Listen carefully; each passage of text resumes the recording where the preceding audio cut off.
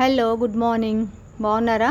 మీరందరూ బాగుండాలి, అందులో నేను ఉండాలి. ఎంతో టేస్టీగా ఉండి 2 సంవత్సరాల నిలువ ఉండే నా కొడుకు ఎంతో ఇష్టమైన నువ్వుల పచ్చడి. దాన్నే ఉప్పు తొక్కు అంటారు, నువ్వు ఆవకాయ అంటారు. అది చేసుకుందాం పదండి. ఇప్పుడు మా కాలనీలో ఉండే మా ఫ్రెండ్ వాళ్ళ చెట్టు కాసిన మామిడికాయలు ఇవి. వాళ్ళు మాకు ఇవి ఇచ్చి కూడా వారం పైనే అయింది. మామిడికాయలను నీట్ గా వాష్ చేసుకొని ఒక అరగంట పక్కకు పెడితే డ్రై అయిపోయినాయి. చూడండి, తడి లేకుండా. పిక్క గట్టిగా అయిపోయింది కాబట్టి పిక్కను కట్ చేస్తలేదు. అందుకని పిక్కను వదిలేసి పైన ఉన్న కండను మట్టికే చిన్న ముక్కలుగా కట్ చేస్తున్నా. ఆ ముక్కలోంచి ఒక చిన్న ముక్క కట్ చేసి టేస్ట్ చూస్తున్నా. పుల్లగా ఉన్నాయా తీయగా ఉన్నాయా అని. కొంచెం పుల్లగానే ఉన్నాయండి. ముక్కలు ఏ విధంగా వచ్చినా కూడా ఏం కావు. కరెక్ట్ సైజులో రావాలి అన్నది ఏమీ లేదు. ఉప్పు కారం కనుక కరెక్ట్ గా వేస్తే 2 సంవత్సరాలైనా కూడా పాడు కావు. ముక్క కూడా మెత్తగా కాదు. చూడండి, మీతో మాట్లాడుతూ అన్ని మీడియం సైజ్ ముక్కలుగా కట్ చేసేసిన. కట్ చేసుకున్న మామిడికాయ ముక్కలన్నీ ఒక బౌల్ తో కొలుచుకోవాలి. నాకు ఇక్కడ 4 బౌల్ల ముక్కలైనాయి. కిలో లెక్కలైతే కిలోకు పావు కిలో ఉప్పు కంపల్సరీ పావు కిలో పోసుకోవాలి. అట్లయితేనే నిలువ ఉంటది.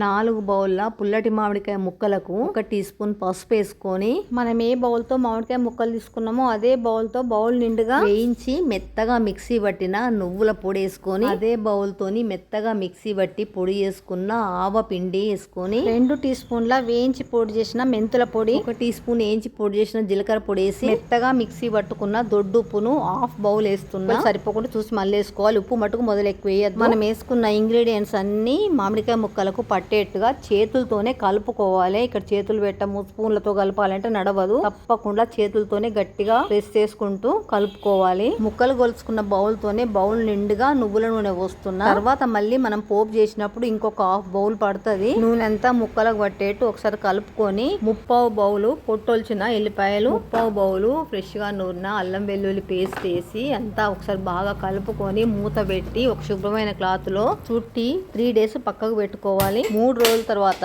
నువ్వుల పచ్చడికి పోపు చేద్దామని నువ్వుల నూనె పోస్తున్నా. హాఫ్ బౌల్ నూనె కాగిన తర్వాత ఒక 10 ఎండుమిరపకాయలు మధ్యకు సుంచేసి నూనెలో వేసుకోవాలి. ఫ్లేమ్ సిమ్ లో పెట్టుకొని 1 టేబుల్ స్పూన్ మెంతులు వేసుకొని, చారెడు ఆవాలు, 1 టీ స్పూన్ జీలకర్ర వేసి అన్ని వేగేట్టు మంచిగా వేయించుకోవాలి. మిరపకాయలు ఈ విధంగా కొద్దిగా నలుపు రంగులోకి రాగానే స్టవ్ బంద్ చేసుకోవాలి. పోపు మొత్తం చల్లారిన తర్వాతనే పచ్చడిలో కలపాలి. 3 రోజుల తర్వాత మీకు మూత తీసి ఊరిన పచ్చడి చూపిస్తున్నా. చూడండి, నూనె అంతా పైకి ఎట్లా తేలింది. చూడండి, ఇప్పుడు పోపు అంతా పచ్చడిలో వేసి బాగా కలిసేట్టు పచ్చడి అంతా కలుపుకోవాలి. కలిపిన తర్వాత ఇట్లుంటది పచ్చడి. ఇప్పుడు కొంచెం ప్లేట్ లో పెట్టుకొని తిని మీకు టేస్ట్ చెప్తా ఎట్లున్నదో. అన్నంలా పచ్చడి కలుపుతున్నా. చూడండి, ఎల్లిపాయ కూడా వచ్చింది. ఇట్లా ఒక్కొక్క బుక్కకు ఒక ఎల్లిపాయ రావాలి. అట్లా వస్తేనే టేస్ట్ వస్తుంది. కావాలంటే చాలా బాగుందండి. ఈ పచ్చడి అంతా ఒక స్టెరిలైజ్డ్ బాటిల్ లో పెట్టుకుంటే ఎన్ని రోజులైనా పాడు కాదు. బేసన్ లో మిగిలిన పచ్చడిలో కొద్దిగా అన్నం వేసి కలిపి మా హస్బెండ్ కి ఇచ్చిన చాలా బాగుందన్నారు.